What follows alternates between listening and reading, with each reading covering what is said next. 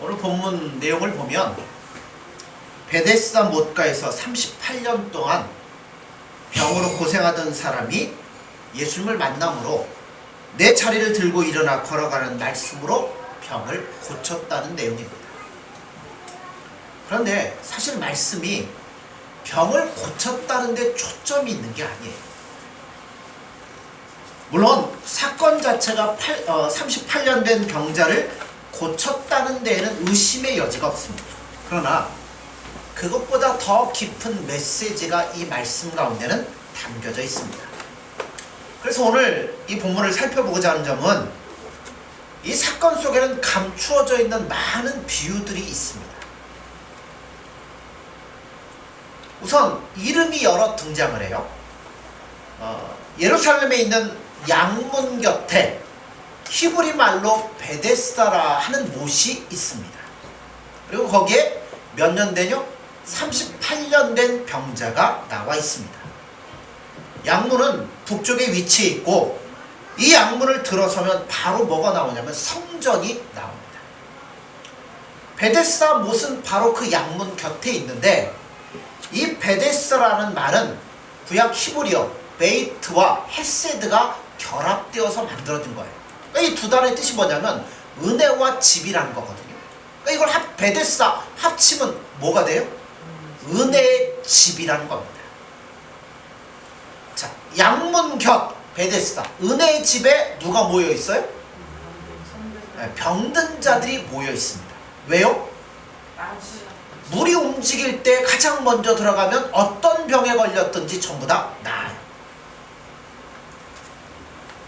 그런데 바로 여기에 누가 오셨냐면 예수님께서 38년 동안 중풍병으로 고생하고 있는 이 병자에게 찾아와서 예수님이 물어봅니다. 네가 낫기를 원하느냐? 그럼 뭐라고 대답해야 돼요? 네, 낫기를 원합니다. 이렇게 대답을 하면 되는데 이 병자는 뭐라고 그래요? 낫기를 원하기는 원하죠. 그런데 뭐라고 얘기하냐면 천사가 내려와서 물을 움직일 때 가장 먼저 들어가면 병이 낫는데 나는 중풍병이라고 움직이는 게 불편하잖아요. 한 발짝 뛰려고 그러면 뭐예요? 벌써 누군가가 그 속에 들어갔다는 거죠. 그래서 나는 늦을 수밖에 없고 병을 고칠 수가 없습니다. 이 사람이 예수님께 원하는 건 뭐예요? 병을 고쳐주세요가 아니고 나를 들어다가 저기다 누구보다 빨리 넣어주세요. 그 요청을 예수님께 하는 겁니다. 그럼 예수님은 어떻게 이 환자를 고칩니까? 그래 알았다 그러고 들어가지고 먼저 넣습니까? 아니죠. 친히 그를 물에 넣는 게 아니라 말씀만으로 그를 고쳐주신다는 겁니다. 자, 은혜의 집이 있고 그 물에 천사가 물을 움직이면 가장 먼저 들어가면 병이 어떤 병이든 낫는데 예수님이 왜 그 친구를 집어넣지 않고 말로 고쳐주실까요?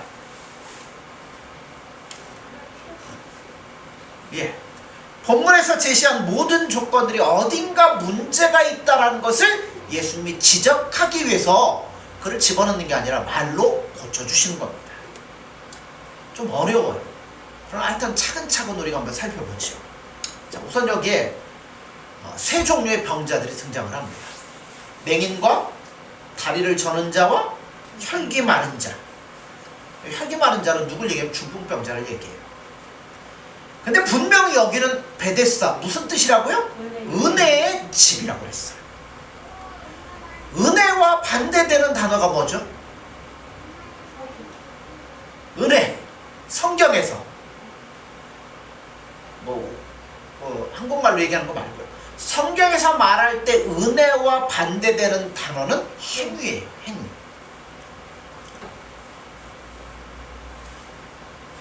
행위는 뭘 얘기하냐면 어떤 결과가 이루어졌을 때 그 결과의 조건과 근거가 누구에 있냐면 나에게 있는 거예요. 반면에 은혜는 어떤 결과가 주어졌는데 그 근거와 조건이 나에게 있지 않은 것을 은혜라고 합니다. 자, 지금 베데스다가 뭐라고요? 은혜의 집. 은혜의 집에 와가지고 지금 사람들은 뭐 하려고 그래? 뭔가 행위를 요구하고 있다는 거예요. 말이 안 맞잖아요.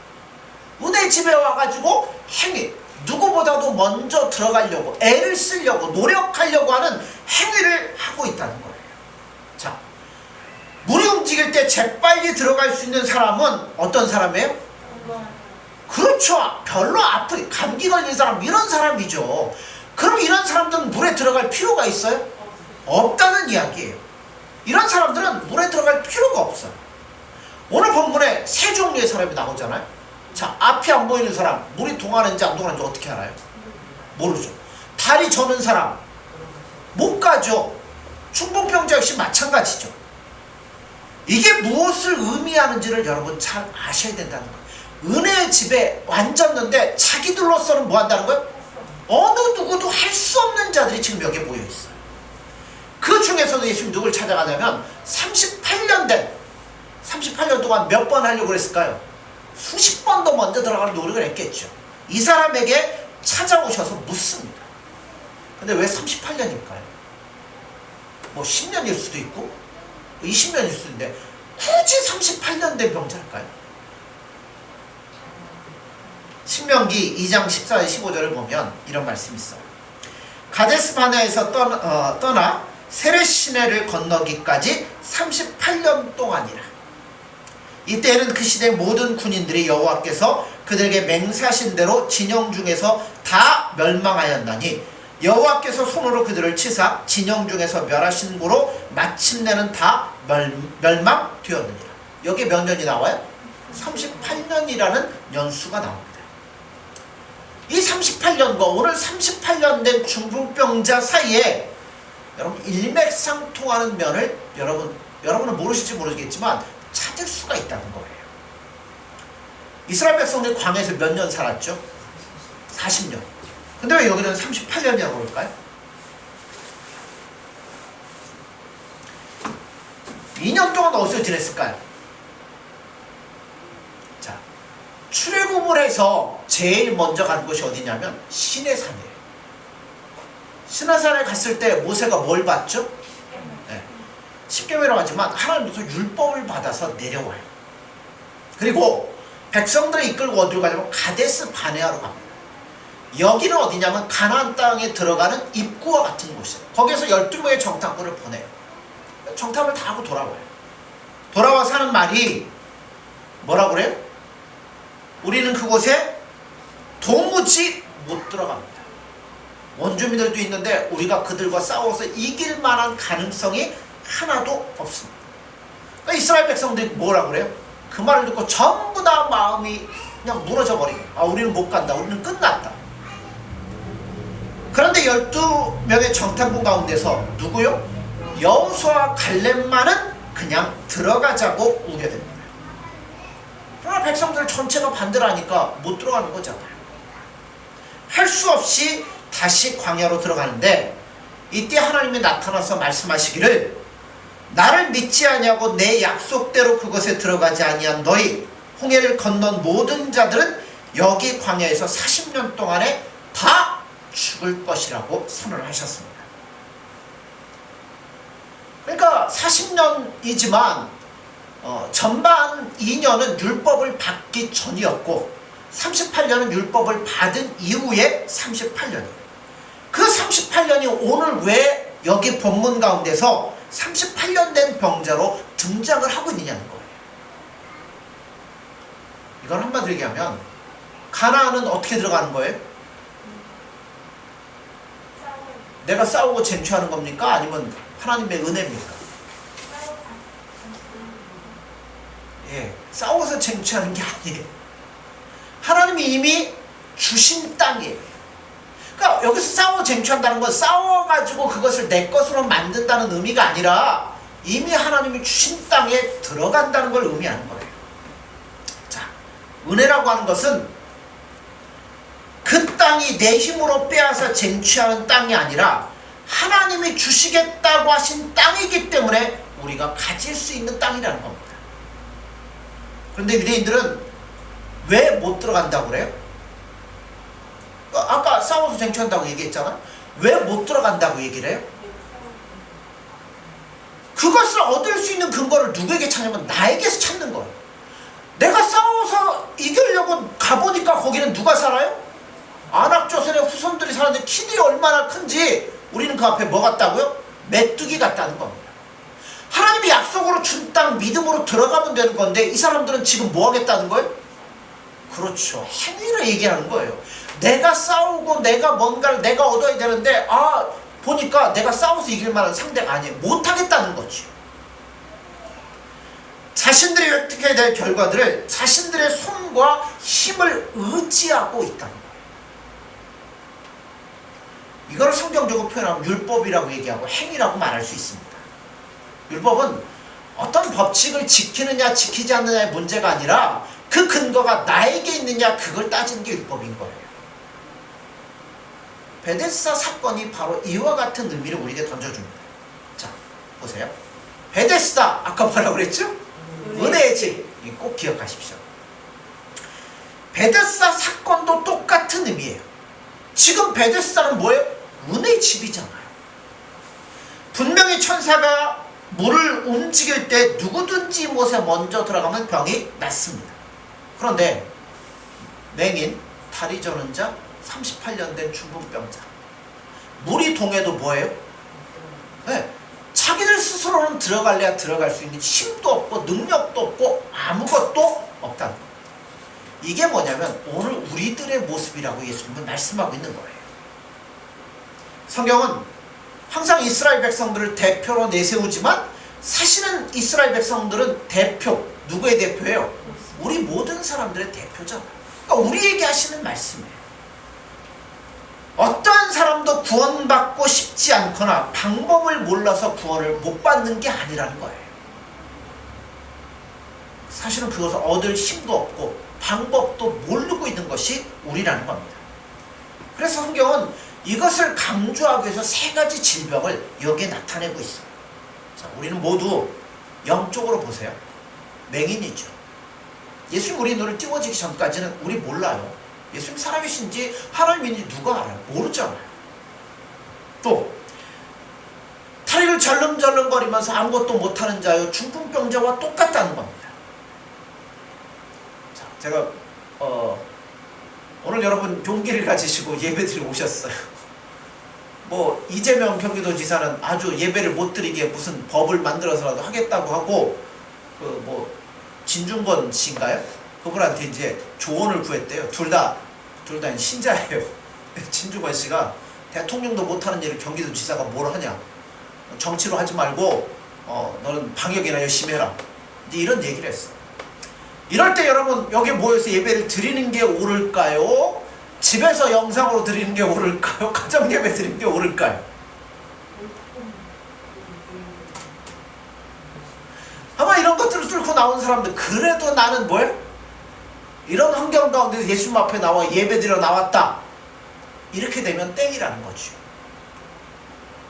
또 나는 뭐 도덕 뭐 세상에 뭐 이러니까 뭐 교회 가는 것 뭐 반대다 이렇게 하는 것도 여러분 사실은 맞지 않다는 게 아니라 우리는 항상 뭐 해야 되냐면 여기 오신 것도 예수님 사랑하고 예수님 은혜 가운데 나아가려고 오시면 그게 맞는 거고요. 또 서로 여기 못 오실지라도 나는 예수님 사랑하고 이렇게 하겠다면 집에서 예배하는 것도 사실은 맞는 거예요. 그러니까 뭐가 옳다 그러다 얘기하지 마십시오. 예수님을 위해서라면 그게 옳은 거예요. 그런데 예수님이 아니라 어떤 내가 근거가 되고 나의 어떤 믿음을 나타내고 이런 것들이 되어진다면 여러분 그거는 옳은 것이 아니라는 거예요. 우리는 모두 영적인 소경이요 다리를 저는 자요 중풍병자입니다. 그런데도 끊임없이 우리가 무슨 생각을 하냐면 자 38년 된 병자 뭐 생각하고 있어요? 내가 저기를 들어가기만 하면 낫는데 그렇죠? 자기에게 근거를 두고 있잖아요. 우리가 예수 믿고 구원받은 다음에 불신자들과 대화할 때도 이 얘기가 나올 수 있는 거예요. 불신 세상은 믿는 자들 향해 공격하기를 이렇게 공격할 때가 많아요. 너희들 예수님 믿는다면서 예수님 함께 한다면서 나보다도 돈도 없고 나보다도 능력도 없고 나보다 못생겼고 나보다 잘생기긴 했어요. 뭐 똑똑하기래요. 도대체 나보다 나은 게 뭐가 있냐는 거죠.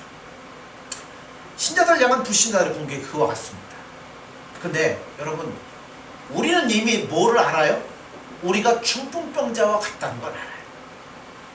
무슨 얘기냐면 물이 동하에서 누구보다 먼저 들어가면 낫는다는 걸 우리가 아는 게 아니라 우리 힘으로는 물이 아무리 동해 움직여도 꼴찌로도 차 우리로서는 갈 수 없다는 걸 우리는 알고 있죠. 무슨 얘기냐면 우리에게는 오직 예수님의 은혜가 아니면 안 된다는 거예요. 그러니까 사실은 우리가 자랑할 게 아무것도 없어요. 이런 어떤 문제 가운데서 여기 나와서 예배 드린다고 나는 그래 낫다 이것도 필요 없는 거예요. 아무것도 아니에요. 불신자들이 아마 그렇겠죠. 난 가려고 마음만 먹으면 얼마든지 갈 수 있어. 금 벌었고 간다고 하지만 거기에 끝일 뿐이에요. 그런데 문제는 뭐냐면 예수님을 믿는다는 우리들도 오직 예수님의 은혜입니다. 예수님만을 봐야 되는데 그러지 못할 때가 많이 있다는 거예요. 그리고 예수님 앞에 기도하는데 예수님 나의 병을 낫게 해주세요. 나의 은혜를 주옵소서. 예수님을 구합니다. 이게 아니고 우리도 누구처럼 구해요? 이 중풍병자처럼 저를 제일 먼저 저 못 속에다 집어넣어주세요. 이런 식의 간구를 할 때가 너무나 많이 있다는 겁니다.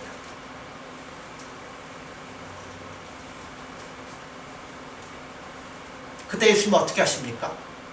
그래 내가 너를 제일 먼저 넣어줄게. 그거 아니잖아요. 네가 구해야 될 것은 그런 게 아니라는 거죠. 누구를 구하라고요? 예수님을 구하라는 거예요. 그래 예수님 뭐 하시냐면 친히 은혜를 베풀어 주심으로 말미암아 이 오래된 중풍병자를 고쳐줍니다. 예수님 우리가 원하시는 건 은혜를 베풀어 주시는 거예요. 예수님의 은혜가 아니면 우리가 어떻게 이 자리에 나와 있겠어요? 예수님의 은혜가 아니면 어떻게 우리가 하루하루를 살아갈 수 있겠습니까?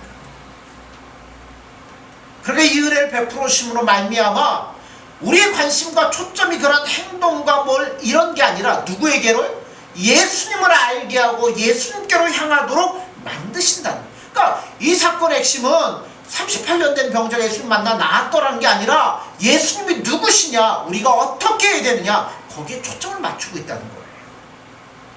구약 느헤미야 3장 1절을 보면 바벨론의 포로로 끌려갔던 이스라엘 백성들이 이제 포로 생활을 끝내고 돌아오기 시작합니다. 백성들의 귀족들과 종교 지도자들이 예루살렘에 돌아와서 예루살렘 성을 복구하기 시작합니다. 그때 제일 먼저 복구한 문이 어떤 문이냐면 양문이에요. 오늘 베데스다 있는 바로 옆 양문. 그리고 망루를 짓고 성벽을 막 쌓아가면서 가장 마지막에 완성한 문이 한밋갓 문이에요. 밑갓은 성경에서 뭘 얘기하면 심판을 얘기를 해요. 은혜로 시작해서 마지막에 뭘로 가요?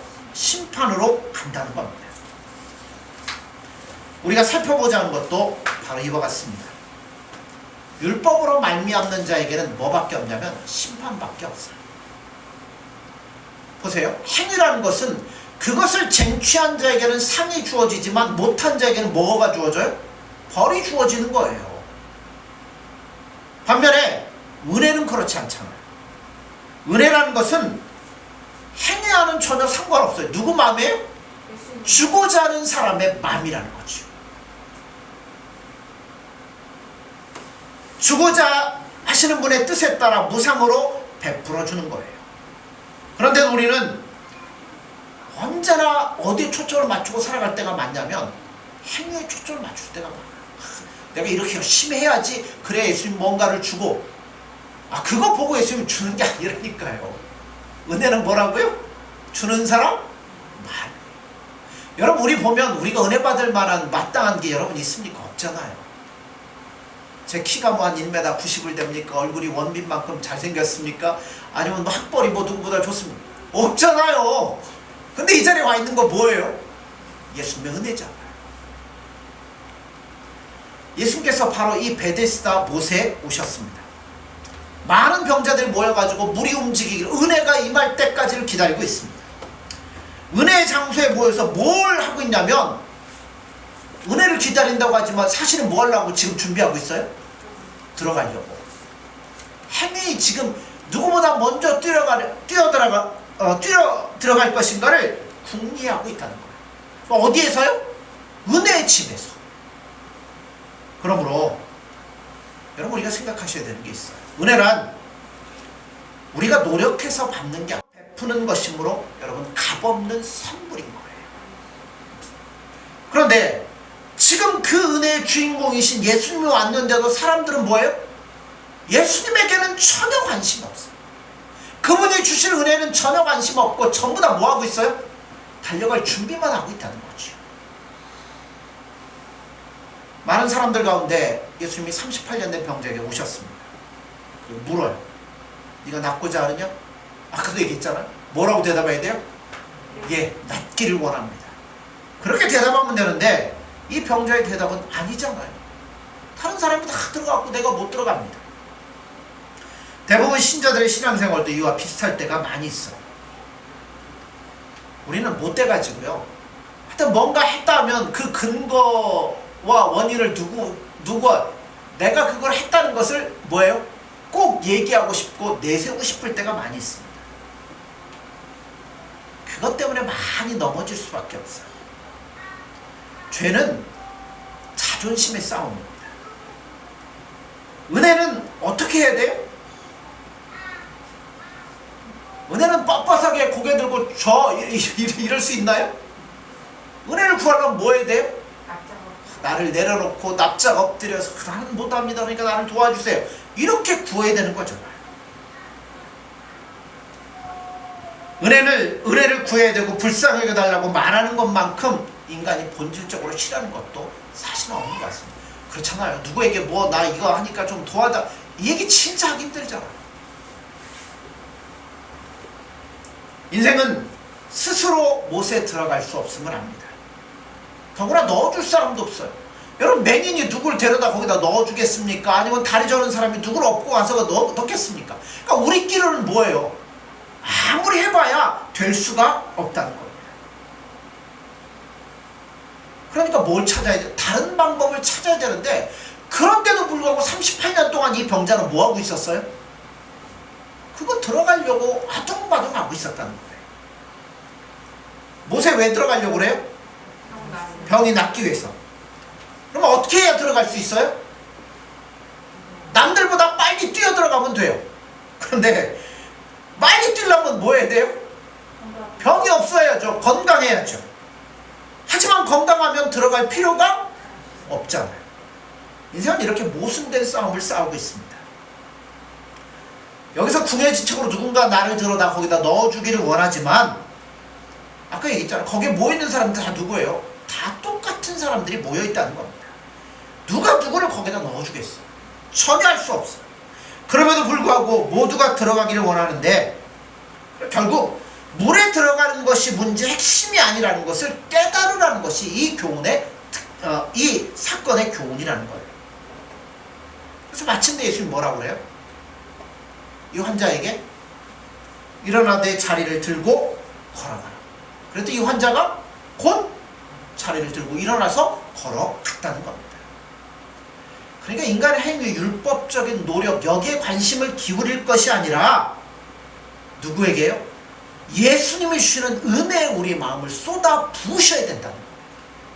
거기에 초점을 맞추고 예수님을 구하고 찾고 두드리셔야 된다는 거예요.